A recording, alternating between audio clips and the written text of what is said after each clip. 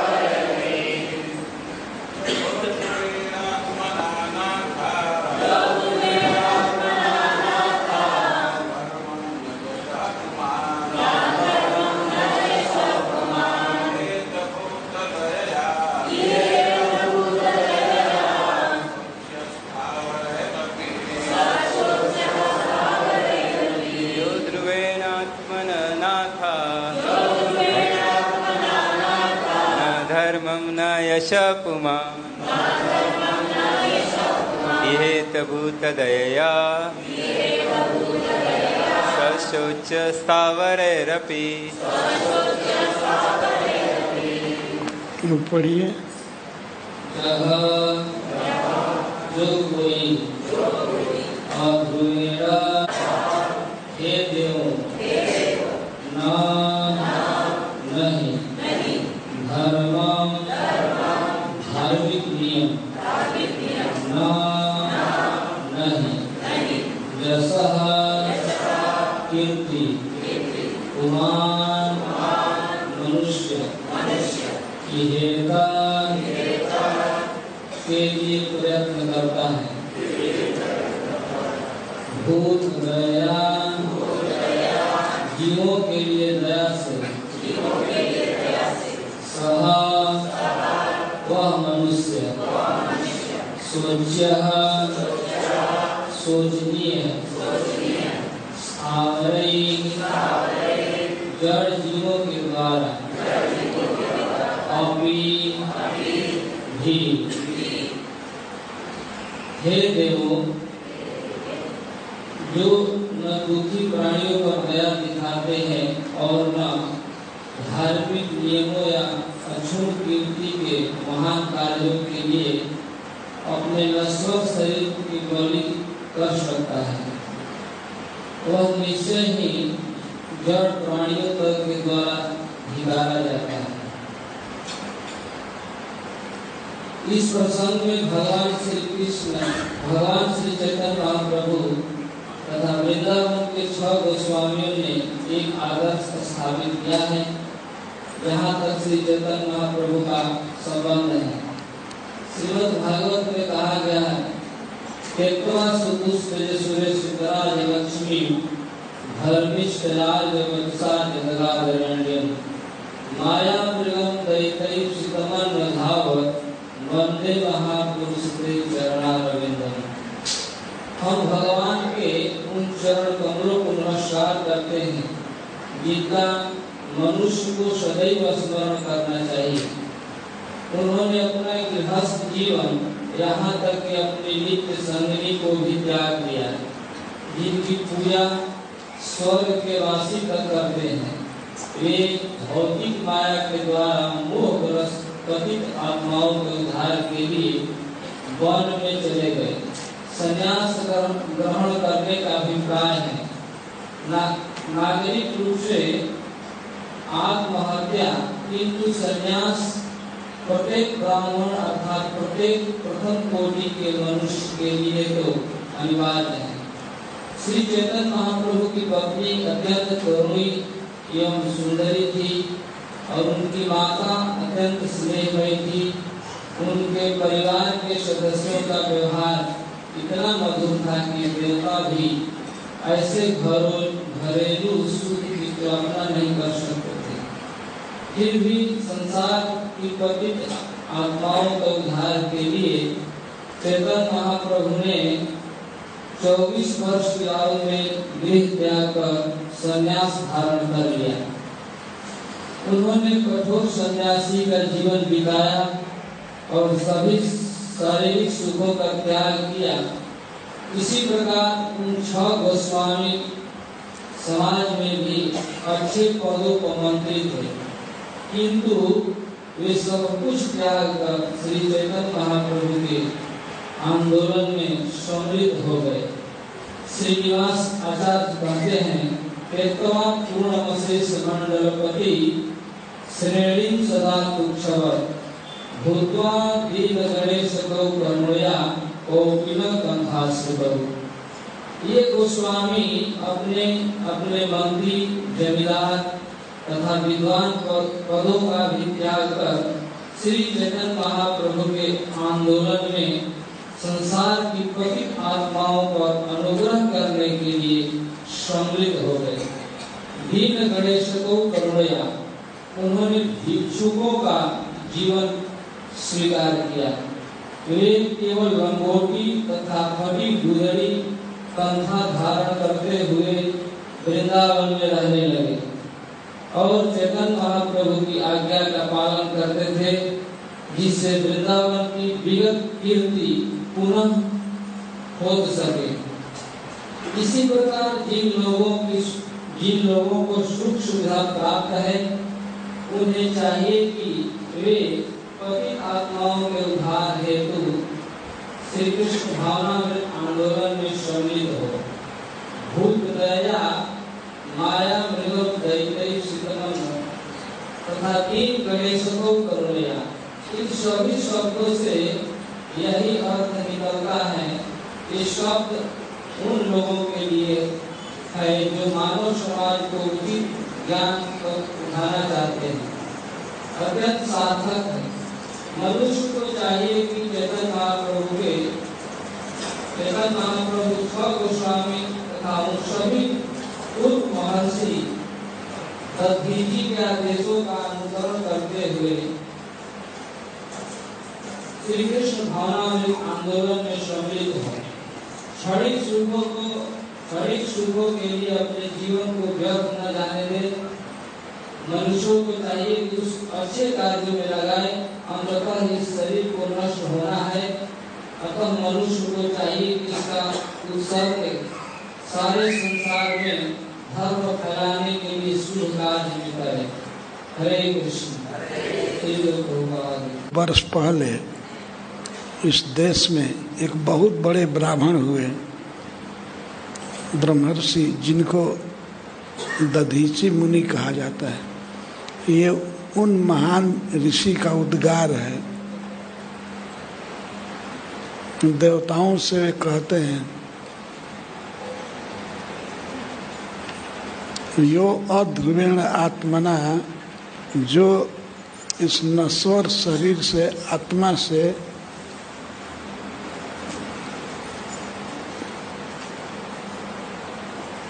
न तो धर्म करता है न जस कमाता है, जीवों पर दया द्वारा। यह तो भूत दया, जो जीवों पर दया करके कीर्ति नहीं कमाता है या धर्म का आचरण नहीं करता है, तो वह मनुष्य स्थावरों के द्वारा भी स्वच्छ है। स्थावर कहते हैं जो जीव एक ही जगह स्थित रहते हैं, जैसे वृक्ष। वृक्ष का जहाँ जन्म हुआ है वहीं जीवन भर रहता है, कहीं इधर उधर जा नहीं सकता है, उसको स्थावर कहते हैं।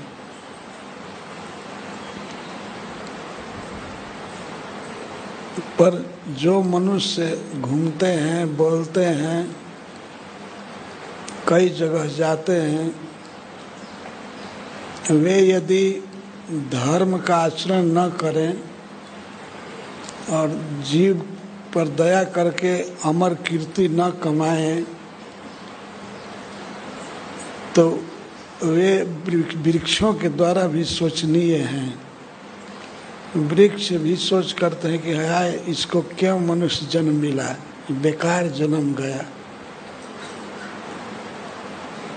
ये दधीची मुनि का उद्गार है और देवताओं के प्रति, इसीलिए इसमें संबोधन है नाथा।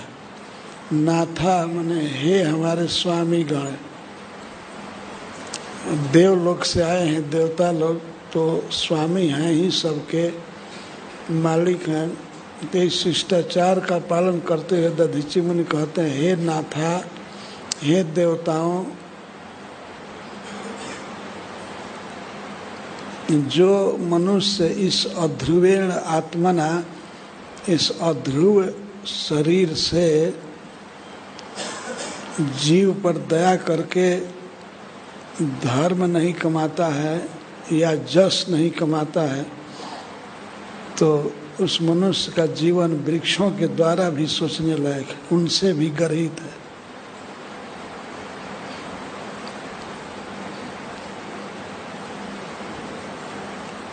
इसके परपर्ट में श्रील प्रभुपाद जी कहते हैं कि दधीची मुनि का यह उद्गार एक विशेष बात की याद दिलाता है, भगवान चैतन्य महाप्रभु की। भगवान चैतन्य महाप्रभु ने जीवों के सुख के लिए दया करके उनको कृष्ण भावना से जोड़ने के लिए अपने गृहस्थ जीवन का त्याग कर दिया। त्यक्त्वा सुदुस्तेज सुरेप्सित राज लक्ष्मी। भगवान का जन्म हुआ था नवद्वीप में, बहुत सुंदर नगर था और उनका परिवार पूर्ण अनुकूल था। पत्नी तो साक्षात लक्ष्मी ही थी, विष्णु प्रिया जी।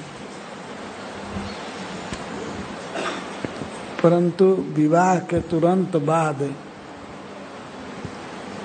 भगवान ने पत्नी का त्याग कर दिया। केवल 24 वर्ष की उम्र में उन्होंने संन्यास ले लिया।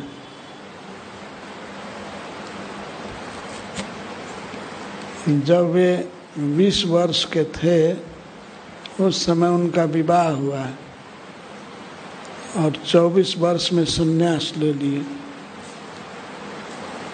कोई परिवार में दिक्कत नहीं थी, पत्नी अनुकूल थी और अपनी माता परम स्नेहमयी थी, सची माता। सब कुछ सुख भरा था। सारा नवद्वीप पूजा करता था। उस क्षेत्र के सबसे बड़े ब्राह्मण श्री अद्वैताचार्य, वे तो चैतन्य को, निमाई को भगवान की तरह मानते थे और श्रीवास पंडित बहुत बड़े ब्राह्मण, वे अपने पुत्र की तरह मानते थे। सारा सुख था, सब बहुत सम्मान था, लेकिन फिर भी भगवान ने, चैतन्य महाप्रभु ने त्याग दिया नवद्वीप को और अपने परिवार को। किस लिए? भूत दया, जीवों पर दया करके उनको कृष्ण से जोड़ने के लिए। और यही किया उनके शिष्यों ने, 6 गोस्वामियों ने। 6 गोस्वामियों में रूप गोस्वामी, सनातन गोस्वामी, रघुजुगौ, रघुनाथ गोस्वामी, रघुनाथ भट्ट गोस्वामी, जीव गोस्वामी और गोपाल भट्ट गोस्वामी, ये 6 गोस्वामी। इन्होंने भी वही किया, अपना बहुत बड़ा बड़ा पद छोड़ दिया। बहुत बड़े बड़े जमींदार थे ये, एक प्रकार के राजा ही थे, बहुत धनी थे। सारा सुख छोड़ दिए, जीवों पर दया करके उनको सिखाने के लिए। ये सब अपना अपना पद छोड़ करके भगवान चैतन्य महाप्रभु का अनुसरण किए। बहुत बड़ी बड़ी कथाएं हैं, एक एक गोस्वामी का बताने में तो बहुत समय लगेगा। हम 1-2 गोस्वामी का बताना चाहते हैं, कैसे उन्होंने त्याग किया। रूप गोस्वामी के विषय में और श्रील सनातन गोस्वामी के विषय में तो हम कभी कभी कह चुके हैं, लेकिन अन्य गोस्वामियों में जैसे रघुनाथ दास गोस्वामी, इनके विषय में कुछ नहीं कहे हैं, तो उन्हीं के विषय में कहना चाहते हैं किस प्रकार रघुनाथ दास गोस्वामी ने त्याग किया। एक बहुत बड़े जमींदार के पुत्र थे, 2 भाई थे। इनके पिताजी का नाम था गोवर्धन मजुमदार,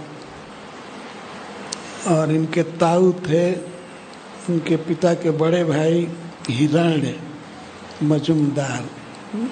ये 2 भाई थे और इनकी वार्षिक आमदनी कितनी थी? 8 लाख स्वर्ण मुद्रा।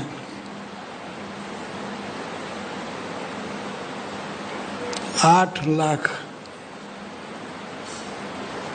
और परिवार में कौन था? एक ही लड़का, रघुनाथ दास, रघुनाथ नाम था। छोटे भाई के पुत्र थे, हिरण्य को कोई पुत्र नहीं था, तो दोनों भाइयों के बीच में एक ही लड़का था। इतनी बड़ी संपत्ति थी। तो एक दिन अकस्मात भगवान चैतन्य महाप्रभु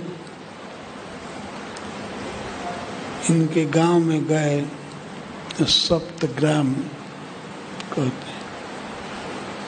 तो वहाँ इन्होंने चैतन्य महाप्रभु का दर्शन किया, रघुनाथ गोस्वामी ने, और लगे आग्रह करने कि हम आपके पास रहेंगे।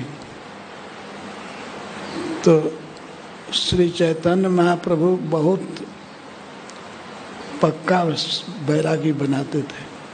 उन्होंने उपदेश किया कि नहीं, अभी घर जाओ,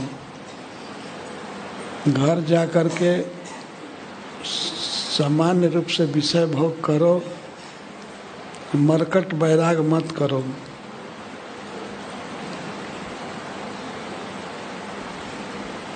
फिर उन्होंने कह दिया, मैं वृंदावन जा रहा हूँ, वृंदावन से जब मैं आऊँगा, जब जैसी तुम्हारी इच्छा उसमें करना, लेकिन अभी घर जाओ। तो भगवान के चरणों का दर्शन कर लिया। रघुनाथ दास गोस्वामी ने इनका मन संसार में बिल्कुल नहीं लगता था। वे हमेशा यही चिंता करते थे कब मैं नीलाचल जाऊंगा। चैतन्य महाप्रभु का पता लगाते रहते थे कि वृंदावन से कब आ रहे हैं। इनको पता लगा कि वे आ गए हैं तो रात दिन रोते रहते थे, हा गौरांग, हा जीवन सर्वस्व, आप कब मिलेंगे। अब एक एक दिन उनका युगों के समान बीतता था। घर छोड़ करके जाना चाहते थे नीलाचल। इसी बीच में क्या हुआ कि नित्यानंद प्रभु आ गए इनके गांव में और बहुत लोगों के साथ ये गए मिलने के लिए। नित्यानंद प्रभु बहुत प्रेम किए, कहा कि हमारे बगल में बैठो।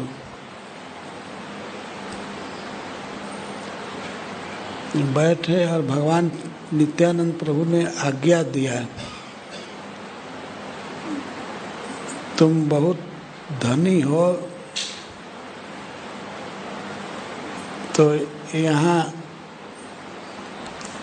आज जितने लोग आएंगे उनको दही चिवड़ा खिलाओ।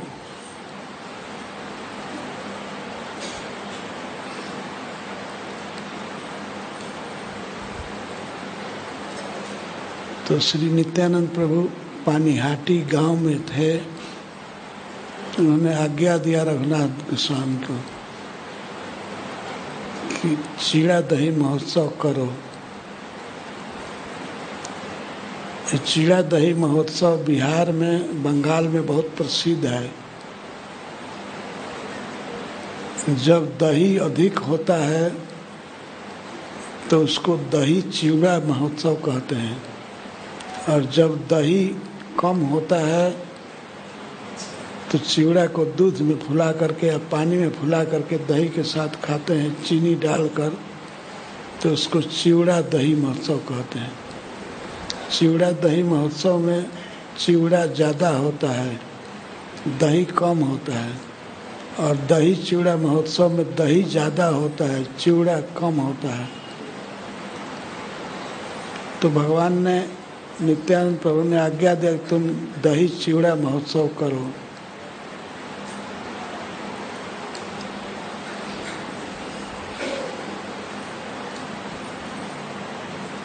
तो रघुनाथ गोस्वामी आज्ञा दिए बहुत से सेवकों को। वो तो बहुत बड़े जमींदार के पुत्र थे। वो लोग जुटाए सैकड़ों गाड़ियों पर कई मन चिवड़ा इकट्ठा हो गया और सैकड़ों घड़ों में दही आया। भिन्न भिन्न लोग लाए। वहाँ बहुत बड़ा समाज जुट गया, हजारों लोग जुट गए।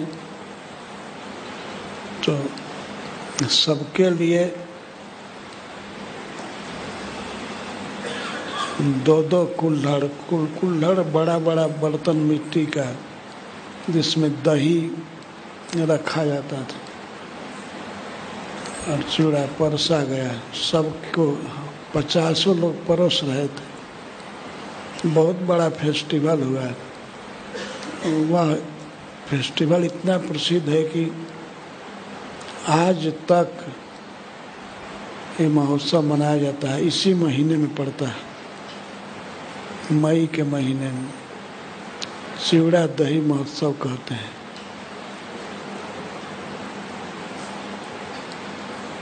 इस्कान में भी यह बहुत प्रसिद्ध है।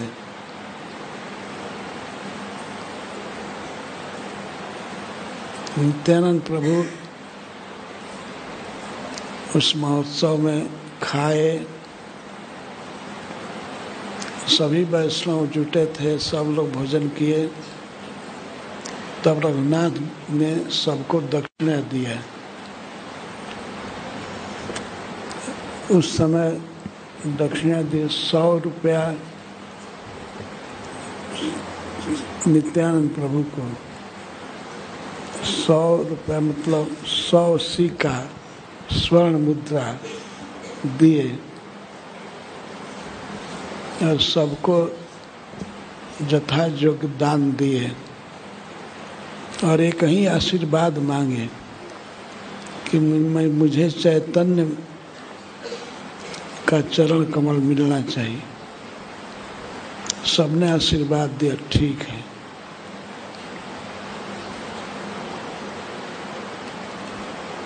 शाम हो गई तो राघव पंडित वहीं के पानिहाटी के ही थे। रात को नित्यानंद प्रभु वहीं रुके तो रघुनाथ दास भी वहीं रुके। यद्यपि उनके साथ सैकड़ों लोग आए थे उनकी निगरानी रखने के लिए। सबको लगाया था गोवर्धन मजुमदार ने कि कहीं ये लड़का भाग न जाए। वे हमेशा भागने की चेष्टा करते थे, नीलाचल जाने की। तो गोवर्धन मजुमदार ने रघुनाथ का विवाह कर दिया है एक बहुत सुंदरी कन्या से, जो अप्सरा के समान सुंदरी थी।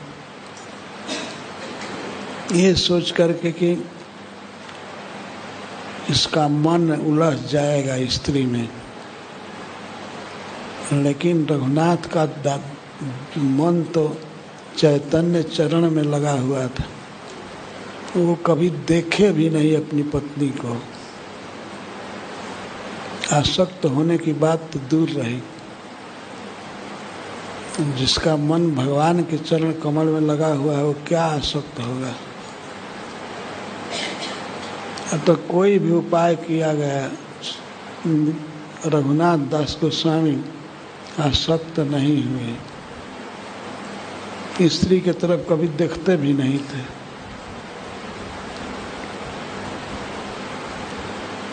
प्रतिदिन रघुनाथ अपने घर से भागना चाहते थे, पर गोवर्धन मजुमदार ने लगा दिया था आदमी बहुत सा, देखते रहना। 24 घंटे उन पर पहरा बैठ गया, कहीं जा नहीं सकते थे। सबकी ड्यूटी थी कि तुम इतने से इतने समय तक देखा करो। अब उनका विरह और बढ़ गया। भगवान चैतन्य को देखने के लिए वे अधीर हो गए, रोने लगे, बकते थे बीच बीच में, हा गौरांग, हा प्राणनाथ, हा प्रियतम, मुझे कब इस संसार से मुक्त करेंगे, कब अपने चरणों के पास बुलाएंगे। इस तरह से विलाप करते थे। इस विलाप को सुन करके उनकी माता जी ऐसा समझी कि मेरा बेटा पागल हो गया है। वे अपने पति देव से कहती हैं